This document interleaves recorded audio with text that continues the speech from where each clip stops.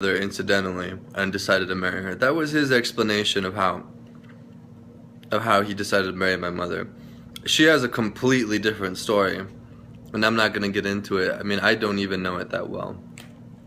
But my mom has kind of managed to keep me in this delusional mindset as a child that my dad was kind of a reliable person, and my dad kind of inversely suggested my mother was a prudent, like irrational, rash woman.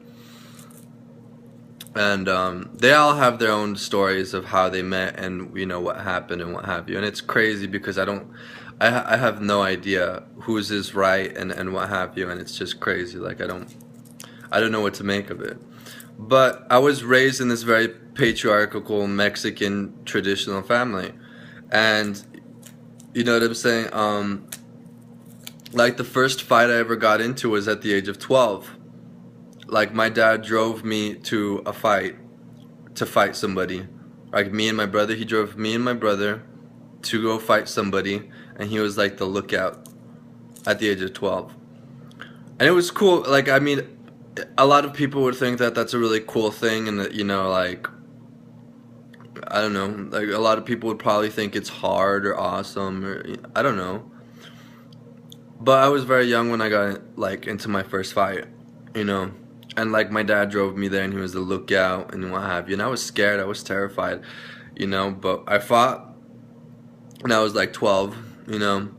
And my parents, I have to kind of clarify this because my parents made it out of this relative poverty. Like I used to live in a 3-bedroom apartment with my brother at the age of till like 6, and then my parents managed to make it through a business, like through my dad of all things. So like my dad kind of has these very redeeming qualities. He's a very gregarious businessman, but has hard work ethic, and he's pretty principled and what have you. And he's an admirable human being for whatever it's worth, under this notion that he praises like capitalistic principles, individualism, and what have you. And he kind of raised me, and I wasn't always about that. You know what I'm saying?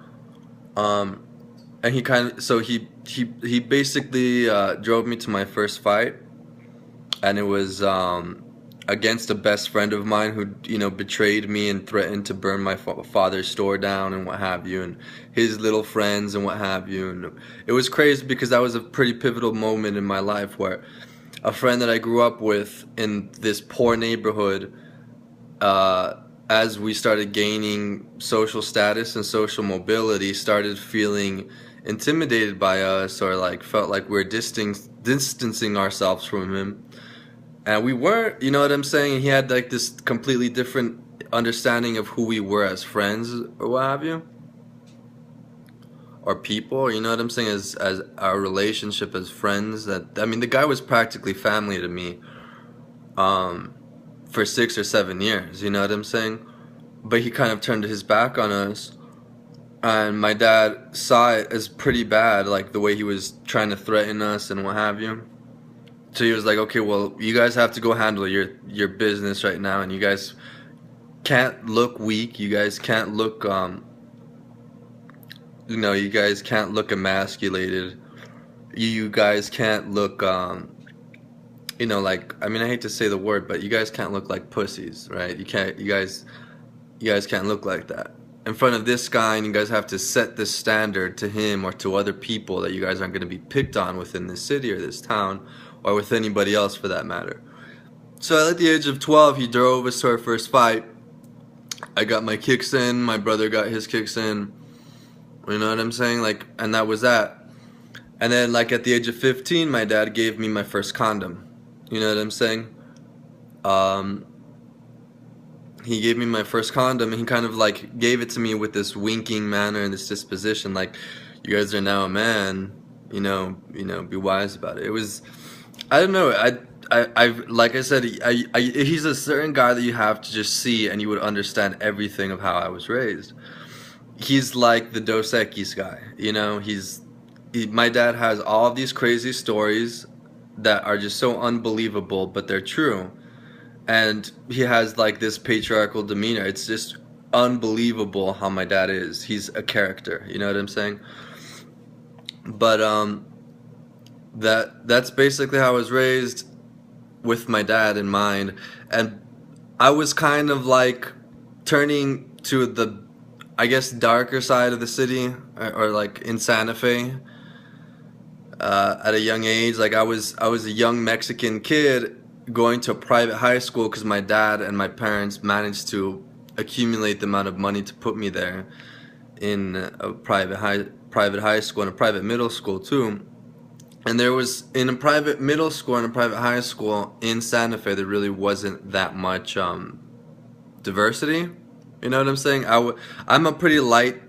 I have light skin. You know what I'm saying? I'm pretty white. I'm a white Mexican. But there wasn't many other Mexicans, and there wasn't many other Hispanics in, the capital of New Mexico, in a private high school of that. So it was tough because it was just tough because like I didn't feel like I belonged. I had friends before when I went to middle school, like Victor, who was my best friend that I fought, and I made friends with other people that were kind of like him, that were darker than me, you know what I'm saying, that were Mexican. And that was tough because there was little of that, in Santa Fe. And it was a reality check, but it was kind of something my parents kind of like prepped me for. And I'm being very quick and trying to, go through this, just so you have like a rough understanding of what I'm gonna say, or have like a background of where I came from. And I'm really not doing any justice to like my life story or anything, but I'm gonna try to keep it minimal. It's like a very abridged version of my life. So I came from that background. There was not many Hispanic people. Those who were Hispanic or darker or like Mexican or ghetto, really, that criteria.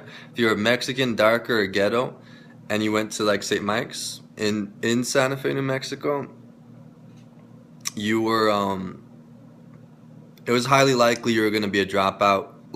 You were going to be a dropout, or you're going to get kicked out. You were going to willfully choose to leave, or you were going to be kicked out within before freshman year, and that happened to two of my closest friends who were Hispanic and dark, and one of the very few that were in my class that I had made friends with that were distinctively minorities, and they were kind of like ghetto too, so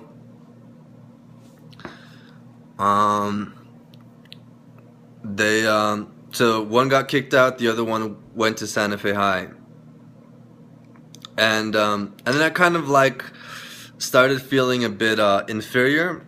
I didn't like the thought of being treated like a typical ghetto Mexican kid, you know what I'm saying? And I kind of understood the climate at that time of how they treated minorities in Santa Fe. And I was kind of being this pragmatic guy that was like, I'm not going to be like this estranged outcast. I'm going to try to make my way through the politics of high school and gain a bit of popularity. I knew that at 7th grade, I had to do this because I would be irrelevant, and I would, I'd feel like a loser. I didn't like the thought of not being popular or recognized within high school. And I kind of had this very mild, innocuous form of vindication against my peers, who most of them were white, and I didn't want to be considered lesser than them at that young age.